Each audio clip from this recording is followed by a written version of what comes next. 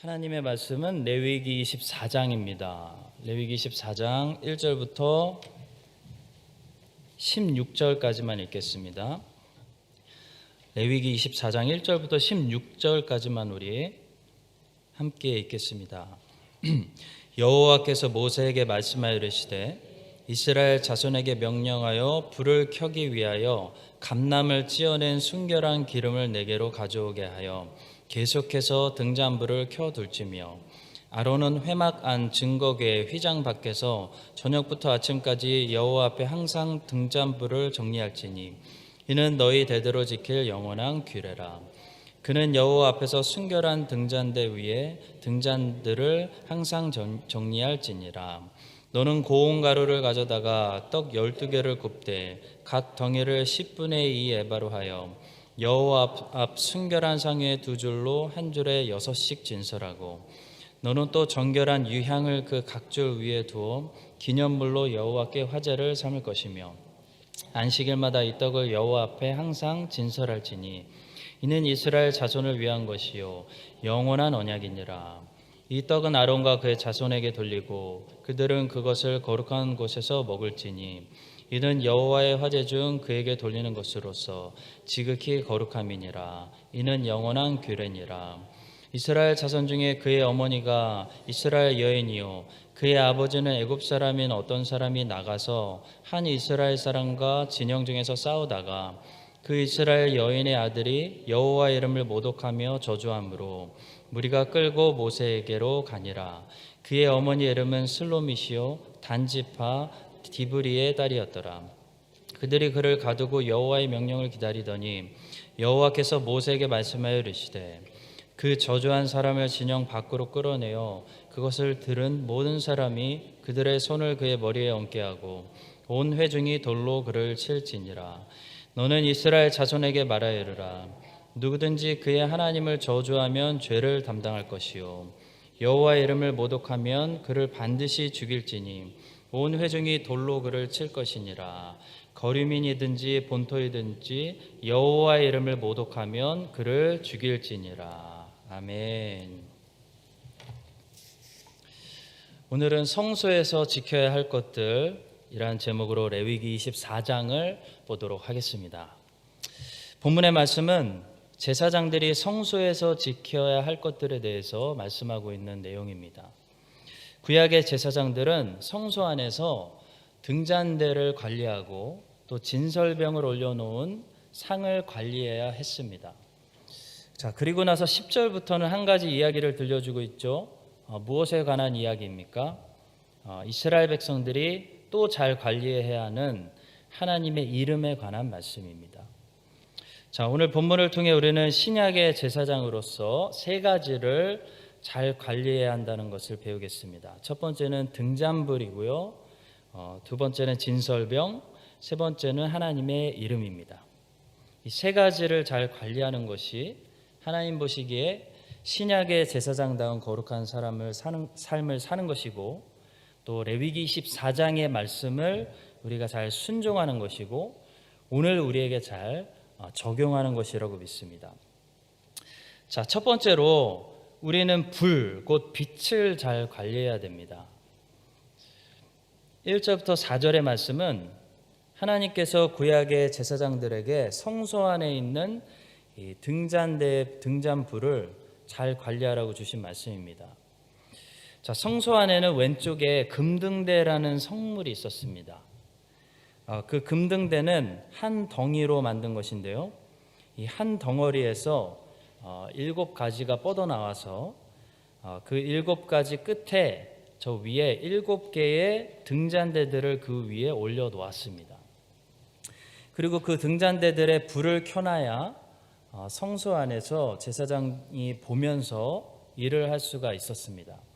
낮에도 성소 안에는 캄캄했기 때문에 이 등잔대에 불이 꺼지면 아무것도 볼 수 없었습니다. 자, 그래서 하나님께서는 이 성소 안의 불을 항상 켜놓으라고 말씀하시고 그 책임을 제사장들에게 주셨는데요. 등잔대 위에 불이 꺼지지 않기 위해서 제사장들은 구체적으로 무엇을 해야 하냐면 그 등잔대 안에 감람 열매로 짜서 만들어낸 기름이 떨어지지 않도록 그 기름을 늘 항상 채워놓는 일을 해야 했습니다. 자, 그것이 1절과 2절의 말씀입니다.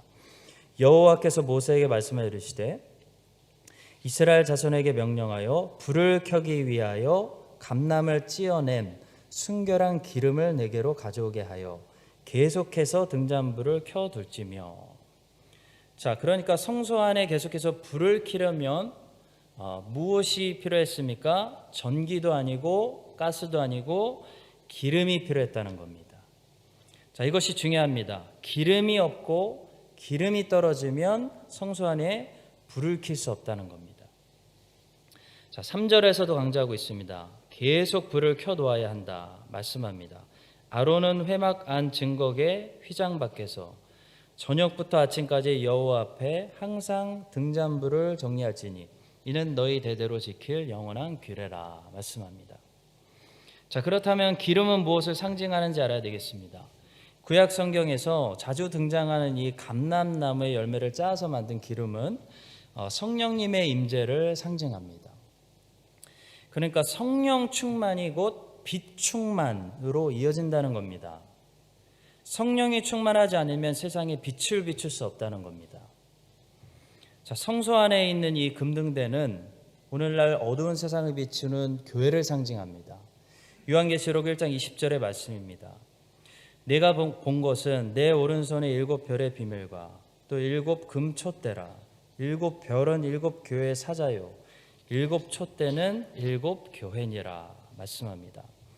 교회는 어두운 세상을 비추는 세상의 빛이고 또 세상의 맛을 내는 소금인데요, 이 교회가 빛을 내고 맛을 내려면 반드시 성령님이 그 안에서 충만히 역사하셔야 한다는 겁니다. 자, 여러분 보십시오. 금등대 위에 등잔대는 있어도 빛은 꺼져 있을 수 있습니다.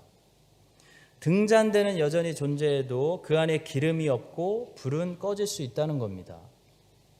자, 마찬가지로 교회는 있을 수 있습니다. 그런데 교회가 있다고 해서 교회 안에 항상 불이 켜져 있는 것은 아닐 수도 있습니다. 불이 꺼져 있는 교회가 존재할 수도 있다는 겁니다. 자, 맛을 잃은 소금이 있습니다. 주님이 있다고 말씀하셨습니다. 맛을 잃은 소금은 어떻게 된다고 주님이 말씀하셨죠? 사람들에게 밟힌다고 말씀하셨습니다. 오늘날 교회가 왜 세상 사람들에게 조롱을 당할까요? 교회에 불이 꺼져서 그렇습니다. 교회가 빛을 잃은 겁니다. 여러분, 교회는 핍박을 당해야지 조롱당하면 안 되는 것입니다. 크리스천은 박해를 당하고 핍박을 당해야지 눈이 뽑힌 삼손처럼 조롱을 당하고 놀림당하면 안 되는 것입니다. 삼손이 눈을 잃어버리고 블레셋 사람들 앞에서 뭐 했죠? 제주를 부렸습니다. 그런 것처럼 교회가 세상에서 영권을 잃어버리고 힘을 잃어버리면 그때부터 세상의 눈치를 보면서 세상 앞에서 뭐 합니까? 세상의 입맛에 맞추려고 제주 부리는 겁니다. 그럼 비참한 존재가 되는 겁니다. 우스운 존재가 되는 겁니다. 놀림의 존재가 되는 겁니다. 자, 빛은 어둠을 만나면 백전백승합니다. 빛은 어둠과 싸우지 않습니다. 그냥 어둠을 물리쳐 버립니다. 마찬가지로 교회가 진정으로 교회다워진다면 교회는 세상과 붙을 때마다 항상 승리할 수밖에 없습니다. 예수님께서 교회에 대해서 뭐라고 말씀하셨죠? 내가 내게 이르노니 너는 베드로라. 내가 이 반석 위에 내 교회를 세우리니 음부의 권세가 이기지 못하리라 말씀하셨습니다. 음부의 권세, 지옥의 권세가, 사탄의 권세가 교회를 이기지 못한다는 겁니다. 절대로 이기지 못합니다. 교회가 핍박당하는 것 같지만 항상 교회가 승리했습니다. 어둠이 빛을 이기지 못하는 것처럼 지옥의 권세, 사탄의 권세는 교회를 절대로 이 세상에서 제거하지 못합니다. 자, 교회는 진리를 가지고 있습니다. 사탄은 그래봤자 거짓의 영에 불과합니다. 따라서 진리와 거짓이 만나면 진리가 항상 승리할 수밖에 없습니다. 진리를 진리 그대로 제대로 지키고 선포하기만 하면 거짓은 항상 패배할 수밖에 없습니다. 자, 그래서 사탄은 거짓으로 진리와 싸우려고 하지 않습니다. 사탄은 어떻게 해서든지 우리가 진리에서 벗어나게 만듭니다. 비진리를 진리로 착각해서 믿게 만듭니다. 그것이 항상 사탄이 하는 일이지 거짓인 사탄이 진리와 싸우려고 생각하지 않습니다. 자, 성도 여러분, 교회가 세상을 항상 이기고 정복하고 다스리는 이 빛이 되려면 교회 안에 무엇이 필요합니까? 성령 충만이 필요합니다. 등잔대 안에 기름이 떨어지면 더 이상 불을 켤 수 없는 것처럼 교회는 성령님이 떠나시지 않도록 늘 순종하고 그분을 잘 예배하고 기도해야 하는 것입니다. 자, 성령 충만의 비결은 뭘까요? 말씀과 기도입니다. 다른 것이 아닙니다. 다른 것이라고 말하는 것들은 거짓말입니다.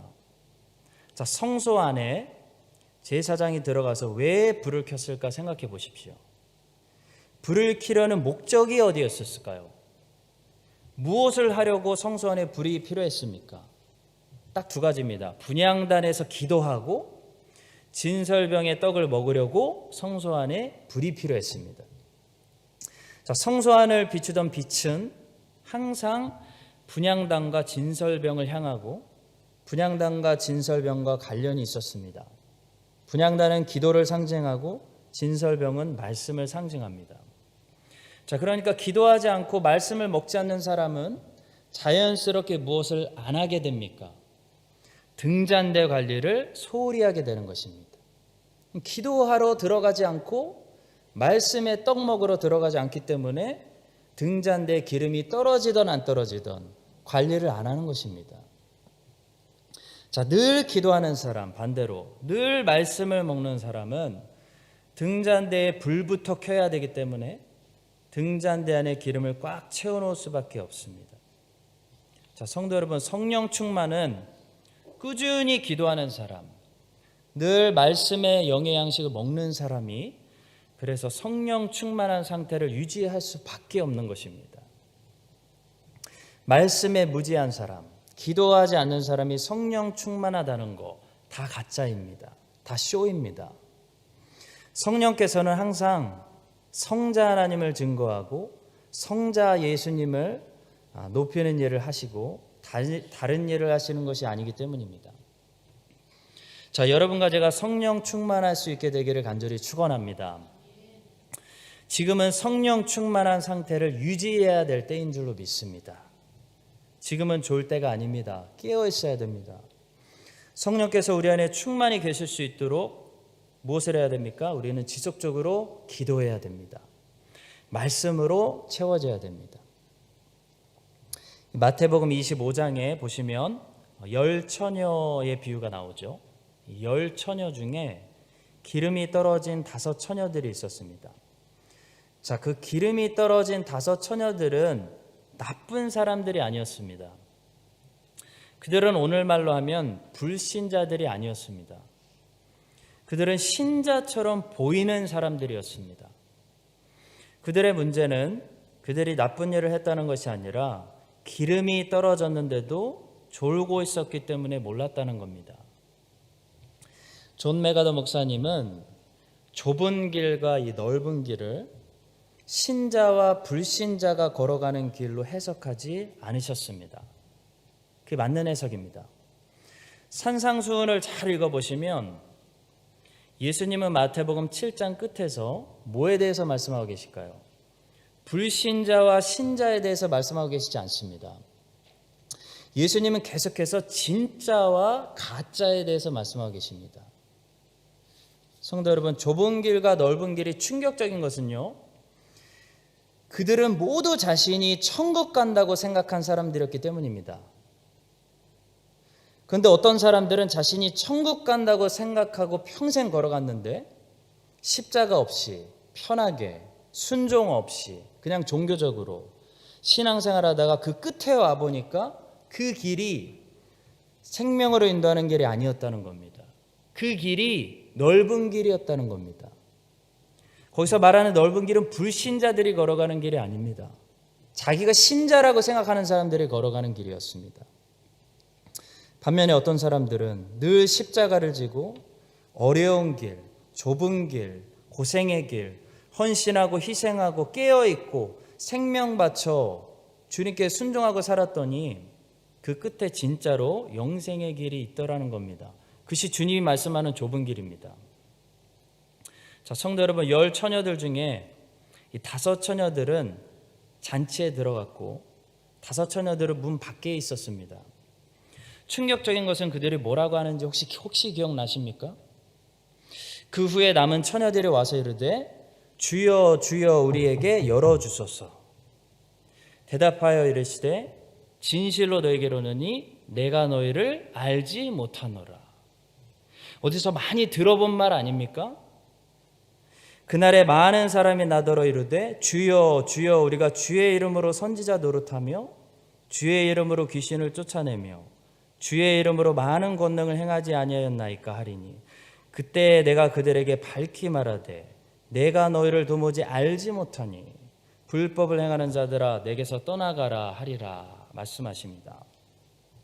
자, 성도 여러분, 이 사람들은 자신들이 불신자라고 생각한 사람들이 아니었습니다. 그들은 선지자 노릇했습니다.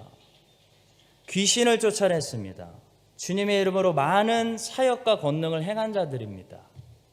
아마 기독교계에서 굉장히 유명하신 분들입니다. 자, 그런데 주님이 뭐라고 하시죠? 그들을 모르신다고 하십니다. 5 처녀들도 마찬가지입니다. 그들은 주여 주여 주님을 주님이라고 평생 부르던 사람들입니다. 근데 주님이 그들을 모르신다고 합니다.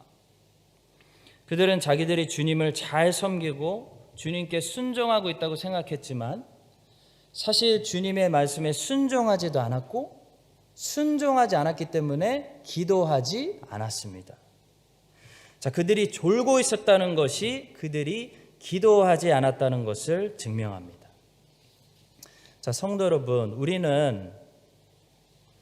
우리가 기도를 하고 있는지, 우리가 말씀으로 충만한지, 그래서 성령님이 우리 안에 충만히 계시고 우리가 세상의 빛을 비추고 있는지 점검해 봄으로써 내가 정말 구원받은 하나님의 자녀인지 아니면 경건의 모양만 있는 그냥 종교인인지 확인하라고 성경은 말씀합니다. 자, 기도하지 않고 있다면, 말씀을 먹지 않으면 성령이 계시지 않습니다. 왜냐하면 성령이 계시면 기도하고 말씀을 영양식으로 먹을 수밖에 없습니다. 성령이 계시지 않으면 빛을 비추지 못합니다. 빛을 비추지 못하는 그런 겉모습만 크리스천인 사람은 세상에서 어떻게 될까요? 삼손처럼 조롱당할 뿐입니다. 오늘날 교회들이 왜 조롱당할까요? 가짜 기독교인들이 그만큼 많기 때문입니다. 자, 여러분과 제가 이 마지막 시대에 기도와 말씀으로 늘 깨어있는, 그래서 성령 충만한, 그래서 우리가 하나님의 자녀라는 것을 아는 세상에 빛을 비추고 그리스도를 증거하는 진짜 좁은 길, 영생의 길, 하나님의 자녀이기 때문에 십자가를 지고 하나님의 자녀이기 때문에 그리스도의 말씀대로 살아가기 때문에 핍박을 당하고 고생을 하고 희생을 하는, 그래서 내가 하나님의 자녀인 것을 아는 그런 깨어있는 주님의 신실한 자녀들 될 수 있기를 간절히 바라고 소망하고 축복합니다. 자, 2번째로 우리는 말씀을 먹어야 됩니다. 5절부터 9절까지는 진설병에 대해서 이제 말씀하고 있는데요. 이 진설병은 2가지를 나타낸다고 볼 수 있습니다. 하나는 이스라엘의 12지파와 하나님의 모든 백성들을 상징한다고 볼 수 있습니다. 자, 또 하나는 생명의 떡이 되시는 예수님을 상징한다고 볼 수 있습니다. 자, 이 떡이 레헴파님, 곧 진설병이라고 불리는 것은 첫 번째로 하나님 앞에 진설되는 것에 첫 번째 목적이 있었기 때문입니다. 하나님은 이 진설병들을 안식일마다 새로운 것으로 교체해서 항상 하나님 앞에 진설해 놓으라고 말씀해 주셨습니다. 마찬가지로 하나님의 백성들은 늘 하나님 앞에서 살아야 합니다. 특히 일주일에 한 번 안식일을 의미하는 주일에 모여서 하나님께서 완전히 새롭게 해주시는 은혜를 입어야 됩니다. 자, 그리고 본문 5절과 6절이 말씀하는 것처럼 고운 가루로 이 진설병을 만들고 그 진설병을 순결한 상 위에 올려놓았던 것처럼 하나님 앞에서 우리는 죄를 멀리하는 거룩한 삶을 살아가야 합니다. 그것이 진설병이 우리에게 가르쳐주는 첫 번째 교훈입니다. 자, 두 번째 교훈은 이 진설병이 우리가 먹어야 하는 생명의 떡이 되시는 예수님을 상징한다는 것입니다. 자, 오늘 우리가 근데 눈여겨봐야 하는 것은 도대체 제사장이 언제 이것을 먹었는지, 또 어떻게 어떤 자세로 이 진설병을 먹었는지를 좀 살펴보겠습니다. 먼저 언제 먹었을까요? 제사장들은 특별히 안식일마다 이 진설병을 새로운 것으로 교체하면서 안식일에 진설병을 먹었습니다. 마찬가지로 주님의 백성들인 우리들은 매일 영의 양식을 먹어야 하지만 특히 안식일을 기념하는 이 주일의 영의 양식을 꼭 먹어야 됩니다. 그래야 새로워질 수 있습니다. 주일 설교를 통해 하나님이 주시는 이 영의 양식을 먹지 못하는 영은 점점 굶주리고 말라갈 수밖에 없습니다.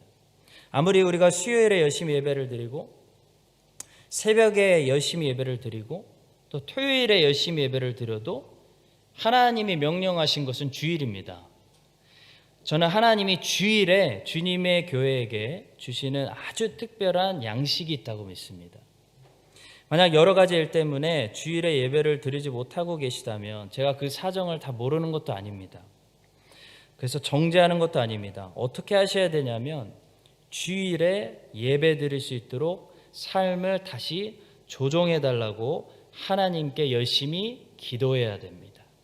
기도하면 하나님은 모든 것이 가능하시기 때문에 내 생각을 초월하시고 환경을 뒤엎으시기 때문에 하나님은 이루게 하십니다. 자, 주일이 크리스찬에게는 안식일이 되고 우리의 일주일을 교통 정리해 주는 중심이 됩니다.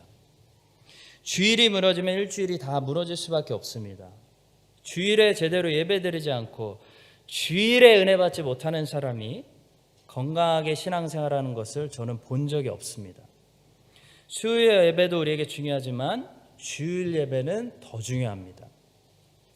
자, 제사장들이 안식일에 진설병을 먹고 새로운 진설병으로 하나님 앞에 또 새롭게 올려드렸던 것처럼 여러분과 저의 삶이 매주일 이 주일을 중심으로 늘 우리의 영이 채워지고 우리의 영이 배부르고 또 새로워지는, 또 새롭게 되는, 또 새롭게 힘을 내서 살아갈 수 있는 새로운 피조물이 되는 그런 은혜가 임하게 되기를 간절히 소망하고 축복합니다. 자, 또 제사장들은 이 레헴 파님을 먹을 때 겸손한 자세로 먹었습니다. 왜냐하면 진설병을 두는 저 상은 높이가 굉장히 낮았습니다. 출애굽기 25장 23절 진설병을 만드는 이 상의 설계도를 보시면 이렇게 말씀합니다. 너는 조각목으로 상을 만들되 길이는 2규빗, 너비는 1규빗, 높이는 1규빗 반이 되게 하고. 자, 보통 1규빗은 팔꿈치에서 가운데 손가락 끝에까지의 길이였습니다. 그러니까 1규빗 반이면 약 65cm 정도밖에 되지 않는 높이입니다. 굉장히 낮은 높이입니다. 자, 그런 높이의 상 위에서 진설병을 가져다 먹으려면 자, 제사장들 허리를 굽힐 수밖에 없었습니다. 그 겸손한 자세가 허리를 굽히고 하나님 앞에 엎드리는 자세, 이 자세가 있어야 하나님 말씀을 영의 양식으로 먹을 수가 있다는 것을 하나님께서 교훈하시는 겁니다. 또 제사장들은 저렇게 성소 안에 들어오기 전에 반드시 먼저 물두멍에 가서 거울을 보면서 수족을 깨끗이 씻어야 했습니다. 그것처럼 하나님의 말씀을 깨끗하고 정결한 마음으로 접근하지 않으면 우리는 성경을 아무리 달달 외워도 성경을 통해 하나님의 말씀을 영의 양식으로는 먹을 수 없는 것입니다. 자, 성도 여러분, 설교를 들을 때 어떤 자세로 들으십니까? 비평, 비판의 자세로 들으십니까? 자, 물론 설교자가 진짜인지 가짜인지, 저 설교자가 말씀을 지금 바르게 해석하는지 틀리게 해석하는지 분별해야 되기 때문에, 우리 모두는 그 분별한 책임을 가지고 있기 때문에 조심하는 차원에서 우리는 어느 정도 경계하는 마음으로 설교를 들을 필요가 있습니다. 자, 특히 요즘같이 유튜브에서 아무나 아무 소리 하는 이런 세상 속에서는 더욱더 경계하는 자세가 필요합니다. 자, 그러나 그렇다고 해서 우리는 겸손한 자세를 잊어버리고 교만한 자세를 품으면 안 됩니다. 자, 설교자를 향해 경계하는 마음은 어느 정도 필요하지만 성경 말씀을 향해서는 철저하게 겸손한 자세가 필요합니다. 그래야 영의 양식을 먹을 수가 있습니다. 성경은 경계하는 자세와 겸손한 자세를 동시에 요구합니다. 그러나 성경은 비판적으로 되라고 말씀한 적은 없습니다. 자유주의 신학자들의 최고 잘못은 그들이 이성을 가지고 합리적인 논리를 가지고 감히 성경을 비판적인 시각으로 접근한다는 겁니다. 성경은 성경의 절대 권위를 인정하지 않고 조금이라도 이렇게 의심과 비평과 비판의 마음을 품고 접근하는 사람들에게는 조금도 요만큼도 영의 양식을 제공하지 않습니다. 자, 성경은 겸손한 바른 신학자의 자세로 주여 주의 종이 오늘도 배우겠습니다. 주님 가르쳐 주세요. 바른 길로 인도하여 주세요. 깨닫게 해주세요. 말씀하여 주세요. 무슨 말씀을 하셔도 적용하고 실천하고 순종하겠습니다.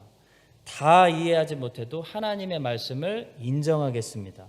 라는 자세로 접근하는 사람들에게만 무엇을 줍니까? 영의 양식을 줍니다. 자, 바리새인들은 성경을 달달 외워도 성경을 통해 조금도 생명의 떡 되시는 그리스도를 받지 못했습니다. 왜 그랬습니까? 성경을 율법주의적으로 다루었기 때문입니다. 성경을 가지고 자기 의의를 자랑하려고 했기 때문입니다.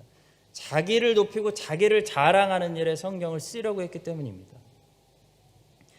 또 반대로 자유주의 신학에 물든 사람들은 성경을 통해 조금도 하나님을 만나지 못합니다. 왜 그렇습니까? 성경을 감히 비평적으로 교만하게 접근하기 때문입니다. 자, 성도 여러분, 우리 크리스찬들은, 우리 제사장들은 성경 앞에 어떤 자세로 나아가야 할까요? 손과 발을 깨끗이 씻고 회개하는 마음으로 나는 죄인입니다. 허리를 굽혀 겸손한 마음으로 엎드리며 나아가야 됩니다. 그때 하나님께서 성경을 통해 뭘 주십니까? 생명의 떡 되시는 예수님을 우리에게 주십니다. 예수님을 먹어야 영의 양식을 먹고 영이 채워지고 배부를 수 있습니다.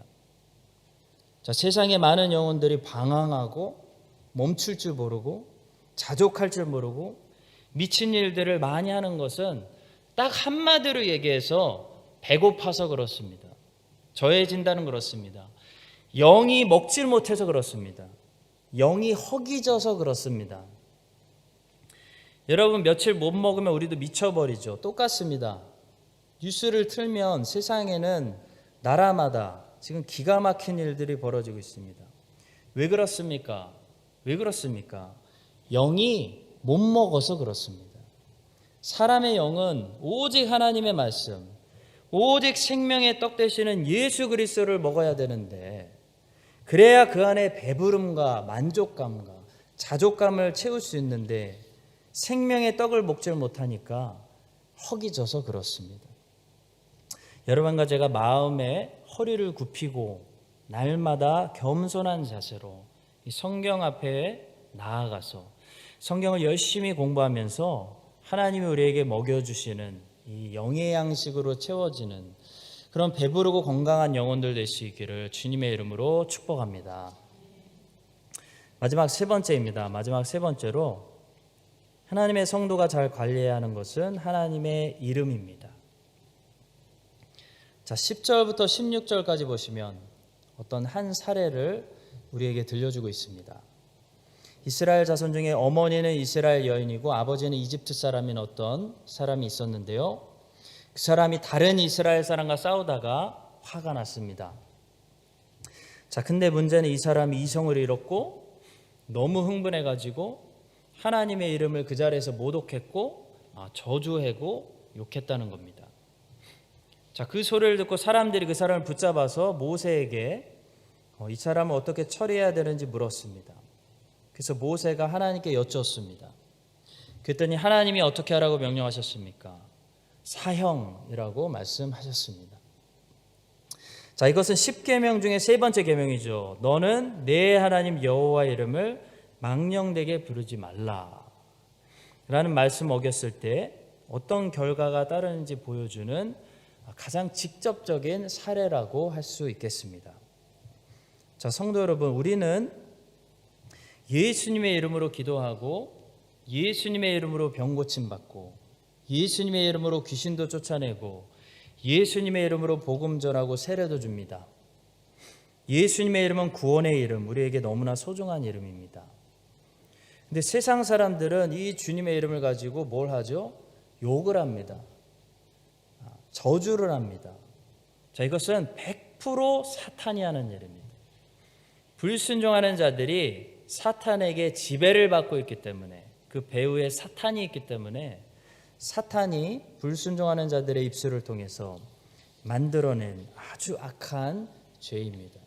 하나님 믿는 사람들은 절대로 이런 욕을 따라하면 안 됩니다.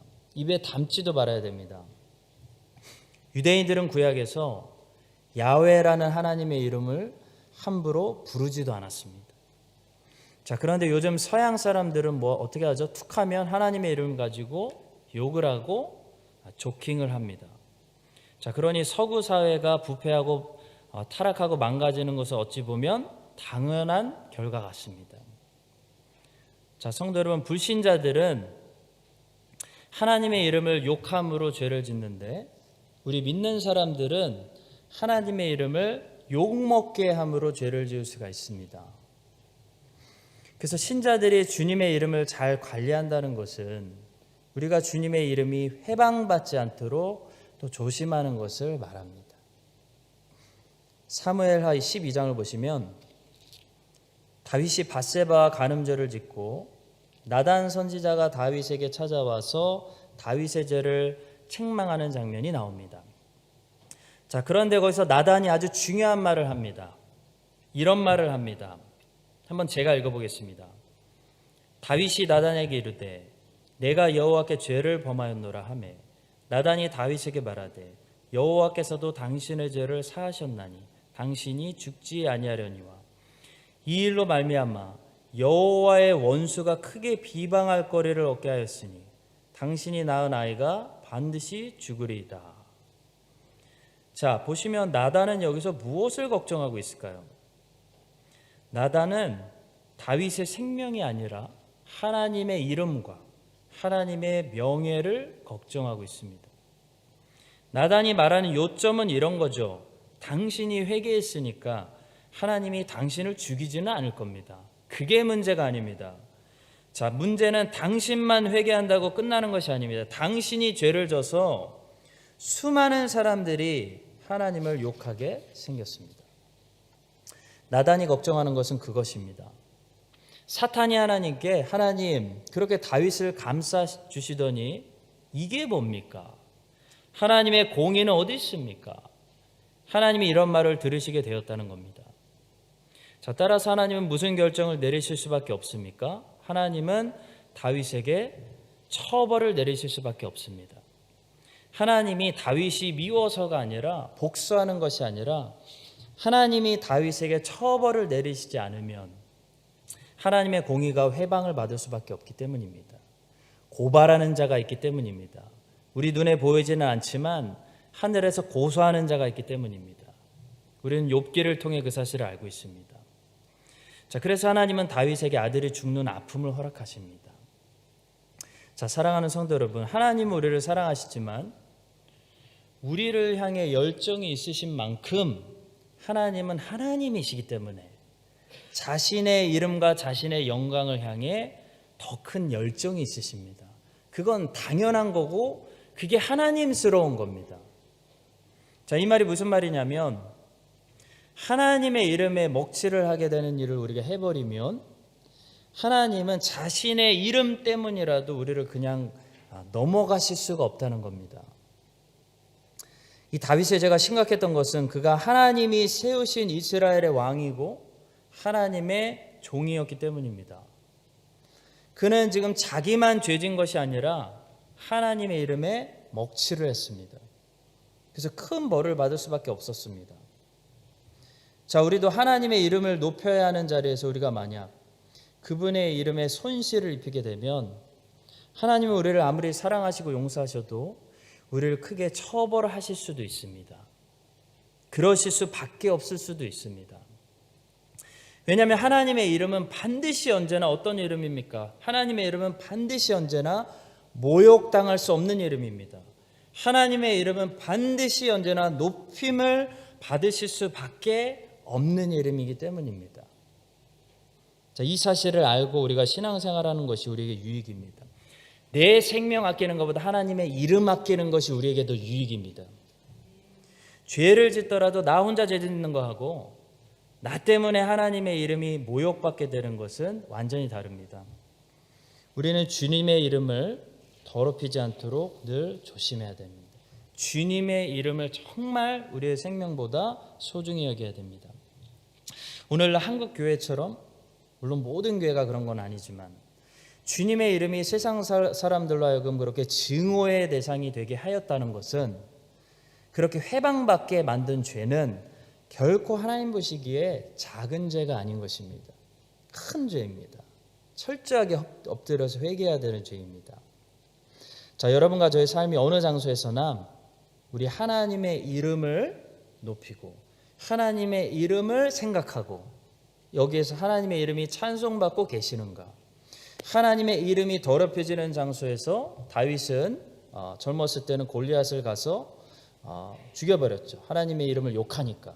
하나님의 이름이 욕먹는 장소에서는 침묵하지 않는, 그래서 하나님의 이름이 언제나 영광받게 하는 그런 삶으로 쓰여지게 되기를 영원히 찬송받으실 우리 주님의 이름으로 간절히 축원합니다.